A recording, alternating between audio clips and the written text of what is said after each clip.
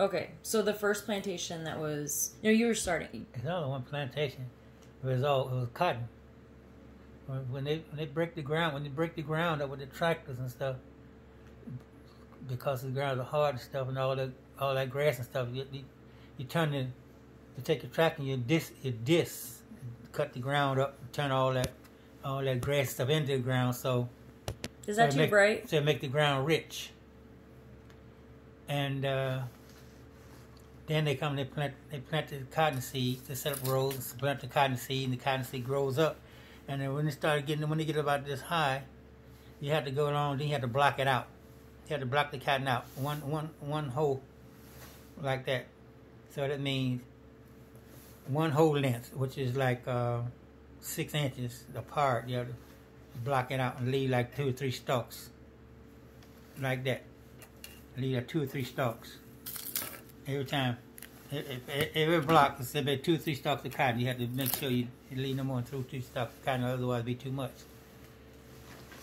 And you had how old were you when you started working on the plantation? Well, I was going out in the field ever since I was able to walk.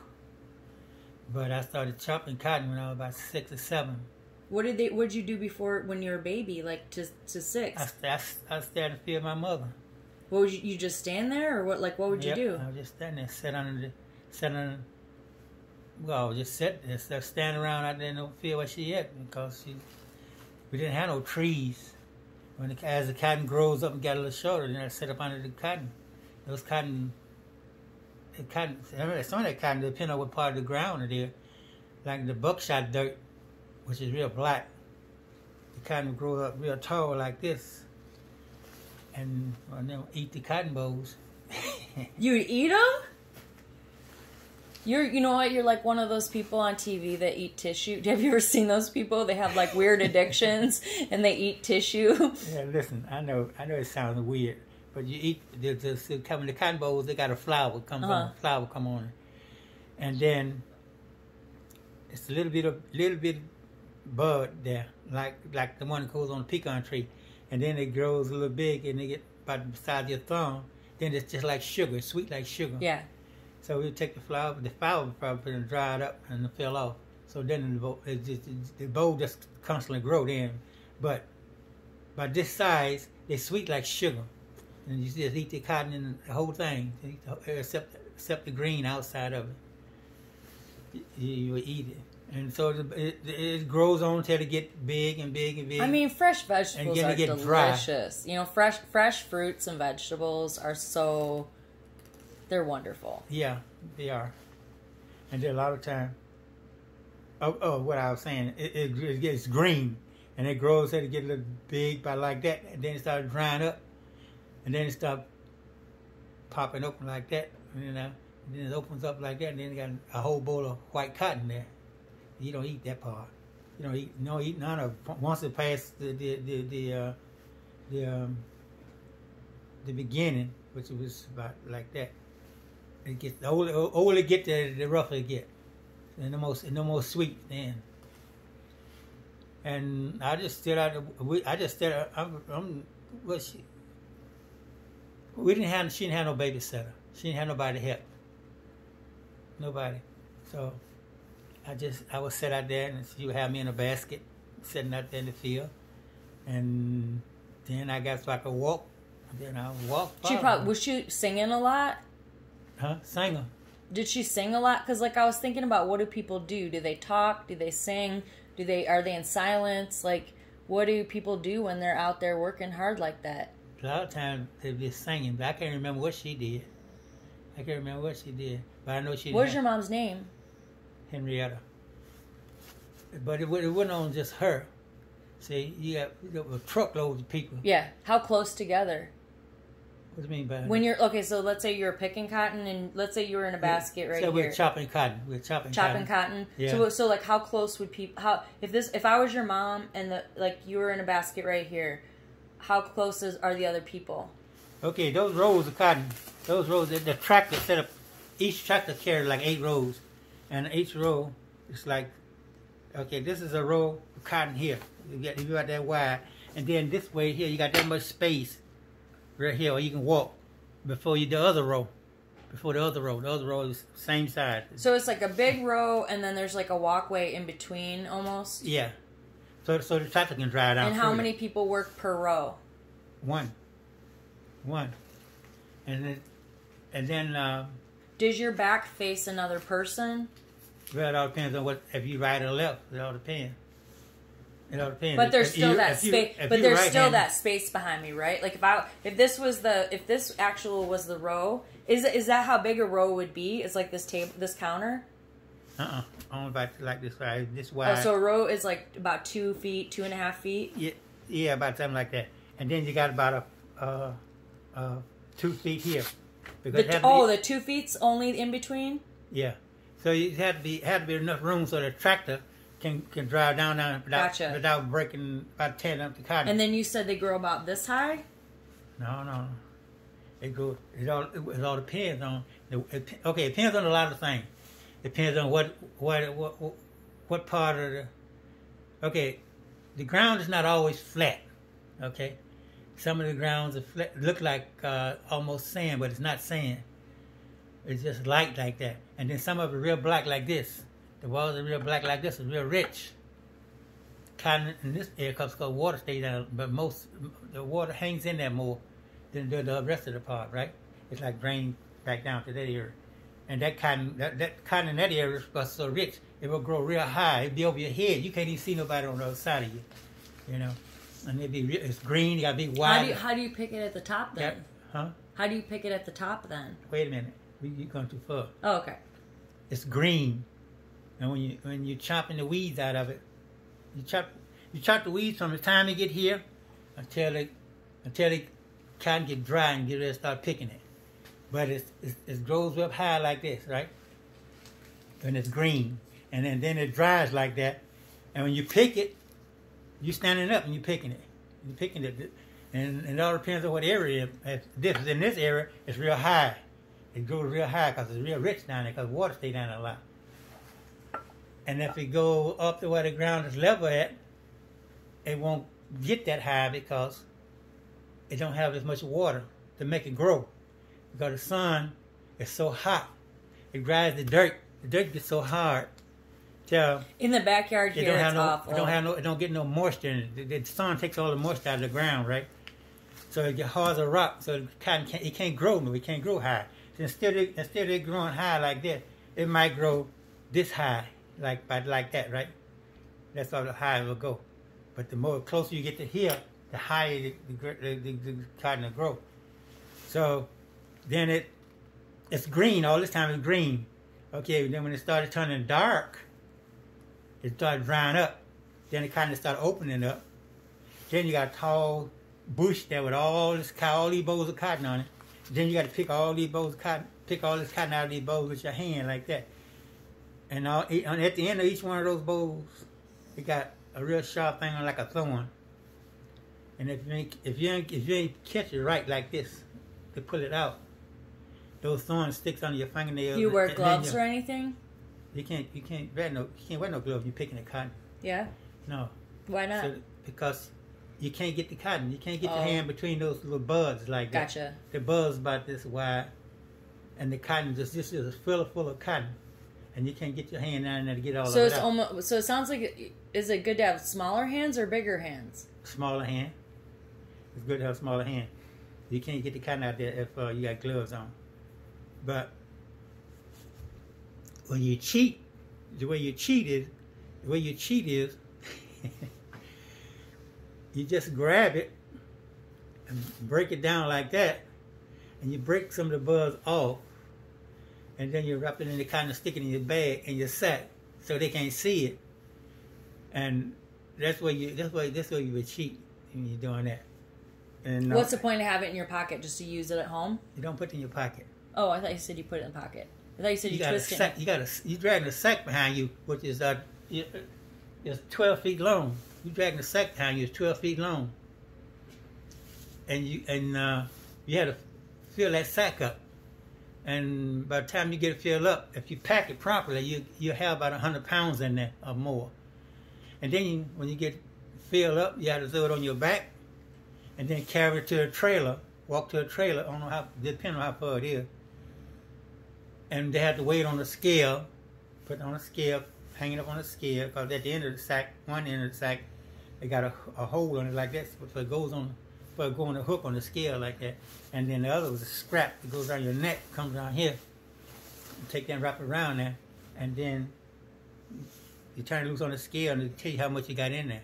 60 pounds, 80 pounds, 100 pounds, 120, and whatever pound it is, you have to carry it. So most of the women don't. But you get paid how many pounds? Yeah, you get paid by the pound. Jeez, that's so not fair. So, if you pick that cotton all day long, sometimes you can make like $9 or $10. But when you're chopping the cotton, you only get like $1.50 a day, from 6 in the morning to 6 in the evening. What do you eat? You get a can of pork and bean, a loaf of bread, and a Pepsi Cola. Whatever you want. But that was the most economic that you could get. So you have. How do you drink water? Because you had a water girl or man or boy that brings the bucket around with water, and they got a dip in it, and you should have your own cup in your own pocket, because you Where can't you go to the drink bathroom? Can't drink out of dip somewhere across the field. Because how long are the field, or how long are the rows? Well, sometimes it all depends. It all depends. Sometimes the rows will be from here to from where we at to Milwaukee. Maybe longer than that. Okay. It all depends. Now, right now, today, the rows are about a mile long. But is it all tractor stuff now? Is it people still? Yeah, you still got people down there. Really? But not like this, but right? You got, no, not like that. You got right now. They got people down there, but the people drive the tractors, drive the cotton pickers and the combines and stuff like that. Yeah. Yeah. And it's still dangerous. Those are dangerous jobs. Well, they ain't really that dangerous now. Yeah. So they got too many regulations. You got people now. They want to go down and drive those tractors and things, because they done put beds on them. You got air conditioning. They got radio. Yeah, they are. And it's like when you sitting in one of those things now, you're like sitting in a living room. But you're sitting there driving the tractor. You got everything in there that you need. There ain't nothing in there that you don't need. Tell me a boy doesn't want to play on a tractor. You know, like that's a dream. I do too. Anybody. Yeah, that's not. But like boys are known for playing with trucks. You know what I mean? Yeah. Like so, I think it's very rare that you could be like, oh, there's a truck, and then be like to him, man, do you want to drive it? And he's gonna be like, hell yeah, you know, like that. Yeah. Even I mean, women too. For sure, women too, but you assume the that white girls be driving the tractors and the thing now. Oh yeah, everybody. They drive tractors. They drive 18-wheel trailer trucks and cotton pickers, the combine. I've never seen like a real fancy Asian lady driving a truck, but who knows? You haven't never seen one? Mm-mm, but who knows? There probably are. Yeah, I've seen white girls driving trucks. I'm saying, you know, like how I'm imagining like a Japanese woman all decked out. Like I've never seen someone like that driving a truck, like a tractor kind of thing. But at the end of the day, there probably are people out there like that. Yeah, everybody does. You know, everybody does the same shit. Women want to be like men. They want to do everything men do because they think men's I can't think of that word. That word they don't think that they're equal, kind of thing. Yeah, but I wouldn't know what I was trying to say. Macho. They think men think they're macho because they do something that women can't do. But women want to prove that they can do the same things that men can do, so they want to be, so they can be macho too. Yeah. But I think now they figured it out that women can do quite a bit of things that men can do. There's certain things that women just not capable of doing. Yeah, I think physically we're just born with a different muscular build. Yeah, I don't think that whatever it is. Yeah, I think our bone structure and I mean, you know, we're a little bit smaller. I'm not strong, and I did physical activity for a long time, and I was not good at it. And I'm not. There are people that are, and there are people there. I know a lot of women who would kick a lot of men's asses, but I'm still saying, like, I've had my ass beat by two dudes who were like my size, and the power that they had over, like, I was nothing. I was a noodle. Like, it was just, they were so strong, and it was scary. You know, it was terrifying. But I'm saying, like, in that capacity, I do believe men are stronger physically. Mentally, I think that I think we're all the same. And I think that there are a bunch of macho dudes, but I also think that that's a lot of, like, testosterone. And I think shit like testosterone and estrogen and stuff, I think that all of us have it, and we all have different levels. So I think that, like, I have high testosterone because I'm very, like, macho. You know, everything you just said, I used to do that with the guys in my friend group. Yeah. I would always want to smoke more than that. I always wanted to have the best stuff. I always wanted to be, like, I wanted them to think of me in a certain way. I wanted to be able to do certain things better than them that they're known for doing. And to be like, I can hang. You know what I mean? And like, I love macho dudes. Like, I love these Eastern European guys who think women, like, also I'm Jewish, so they'll be like, oh, she's a Jewish. And like, I love it though, because I'm saying, I'll just be myself. I'm just being myself. So you can tell me that you can go out and do construction and get on a jackhammer and break up them concretes out there like that. Fuck yes. Mm-mm. Are you kidding me? No. I mean, I don't know. Physical. I don't know what the physical. That's not an easy job. If it's too physically hard, no. Here's the thing. I don't have I have arthritis so bad, and I don't have arm strength. I never did. Okay, I call myself T-Rex, okay. But my legs are really strong. Okay. You got arthritis. That's a different story. We ain't talking about nobody being sick. We're talking about somebody physical condition of running with a jackhammer. No. That ain't no joke. You can say whatever. Anybody. I say didn't whatever think you about the I thought you were asking me, like, am I afraid to do it? It's more of no. I'm not asking you if you're afraid to do it. No, I don't know what the physical aspect of it. I probably could not do it. And not only that, but no man want a woman that's a competition with him doing that kind of work, and then he got to go home, and then they're gonna be mad with each other because one thought she was doing better than him, or he was doing better than her, and then they got to go to bed together and they were fighting all night. And ain't got no sleep and get up the next day doing the same shit, done the same thing all over again. That sounds like a funny TV show. Do you know a real? Was that a real situation that you know?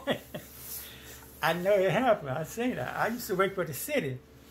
You know, yeah. It's like the jackhammer, and you know it'd be awesome if after they go up to the bar, the jackhammer, which do you know the jackhammer up on North Side?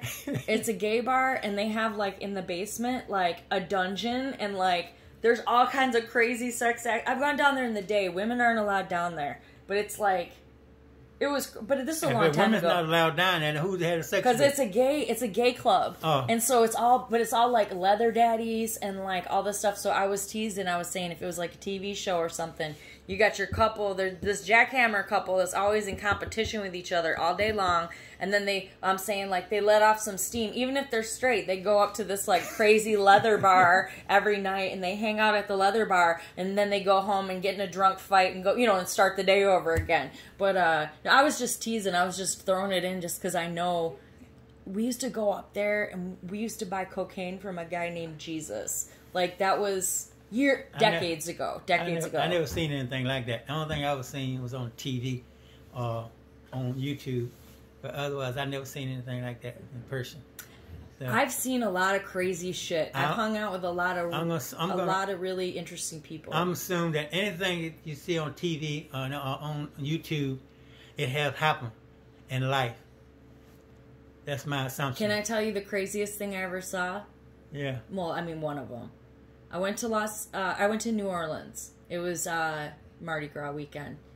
First, one night I'm walking with my buddies. We just look over at, like, the porch, and there's a lady giving a dude a blowjob. Just right on the porch. Like, just right there.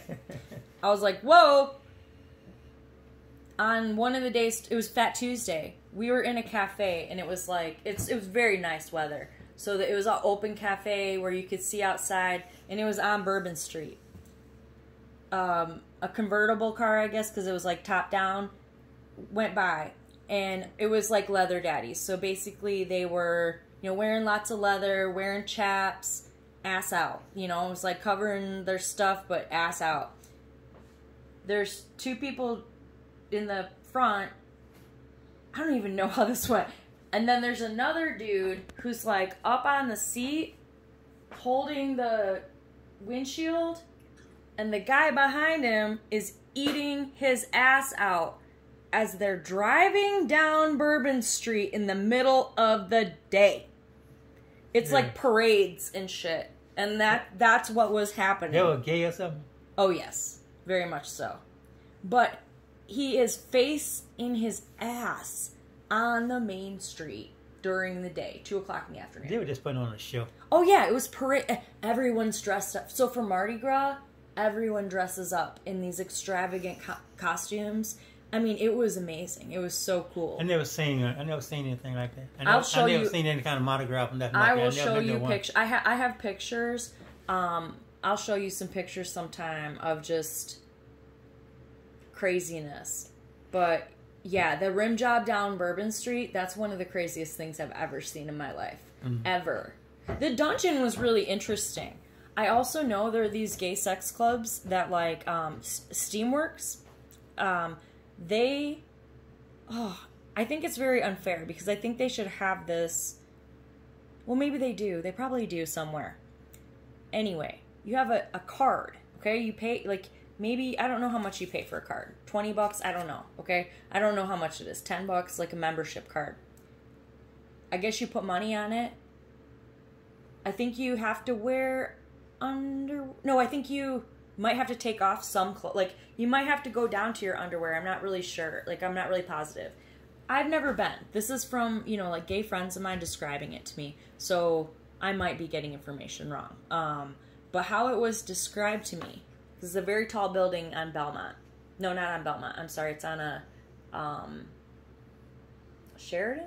Or Halstead? Maybe Halstead. Anyway. I haven't lived over there in a while. Big, tall building. Different floors of different activities.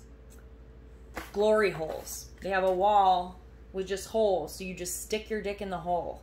They have, like, sports equipment. They have rooms you can rent. They have rooms you can rent where other people can watch you have sex.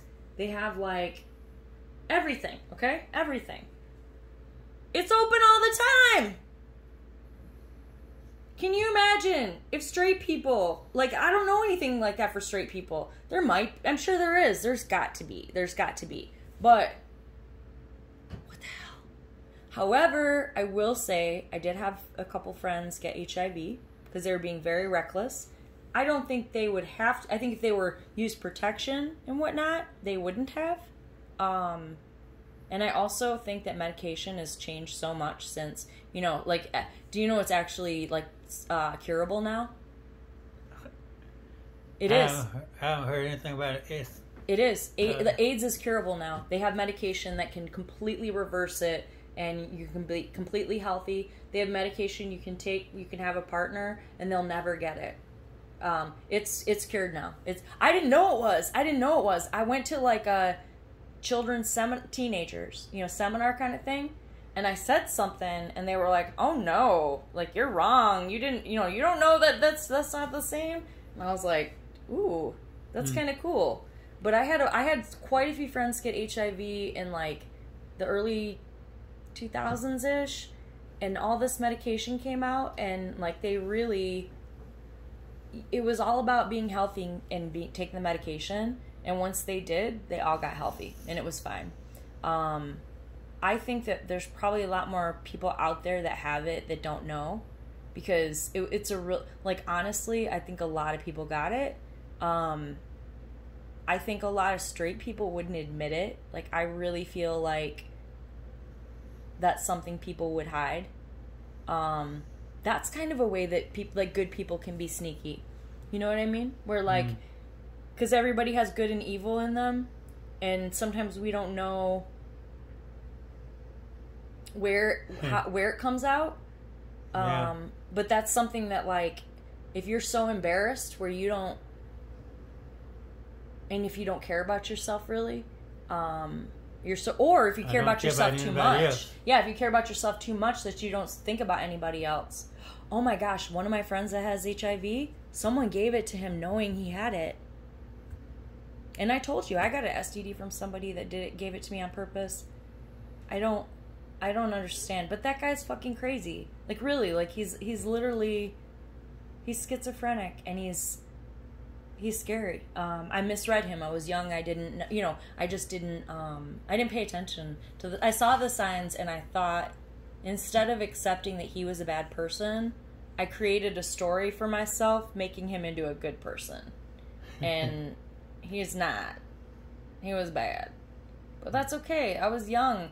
I learned from these things, Like, life is all... Yeah, there's no way to learn. You have to learn by experience or listen to somebody else. Yeah. And usually, when you listen to somebody else, you still go out and try it. If you have good common sense, you won't go out and try it. I know, but a lot of people do, though. Yeah. I guess because they don't believe it. Or they don't believe they can catch anything. I got news for you. I was happy that I didn't ever try heroin. I had, when I was young, a couple people told me some stories about, like, their family members stealing everything from them and not being able to, like, trust people anymore. And man, that impacted me. I met this really sweet girl. Her name was Angel, and she told me she was like almost like, it sounded like with Peter Pan, Wendy, where she'd take care of the boys. She had this group of boys. She came from a really rich family, but her family never paid any attention to her. And there was this group of boys that were kind of misfits, and she took care of them, and one of them got into heroin, and he was like the one she was closest to. He was like her baby brother almost, and he stole all of her shit and, sold it all, and he, like, totally fucked her over. And this girl's so kind, you could just tell how kind she was. She's just such a warm person. And I remember being like 18. I don't even know where I was. I know I was at her house, but I just remember thinking, like, I do not want to be someone who takes advantage of my family, takes advantage of my friends. Like, I know people who've worked really hard to have the things that they have, and I don't want to be the person that ruins that, Yeah, you got people who don't care. That's for real. I'm proud of you for never getting into, like, drinking, smoking, drugs like that. It's almost hard to believe. I tell you the truth, I'm glad I never done it myself. God, I'm so glad you didn't. I really am. It's tremendous. I look at myself sometimes. Well, you've always damn, had your... I could have been bald headed and everything. The thing is, I got all my hair. I ain't got no bald spots in my head. Nope, I saw. Yeah. I'm telling you, like, you have 30 years experience in the restaurant industry. You have 12 years experience being a caretaker for a 90-year-old disabled blind person. Yep. You have worked in factories. I worked on a farm. You have been for 32 years on the damn farm. 32 years on the plantations. Yep. I don't know. That's for real. I'm going to put this stuff up there. I need to do some work. I might fall asleep for a nap too. I'm about to go dark. I don't want to be like no dark. Oh, here's the Netflix stuff. You want to put it on a table? Okay. You should watch it. It's good. Really. All right. I don't eat them warmers. You sure? No, I don't eat them. I'll give him to Chewy. He walks around a lot. You know what though? My feet, I got real bad circulation. I'm gonna put some in my shoes because my feet are always fucking freezing.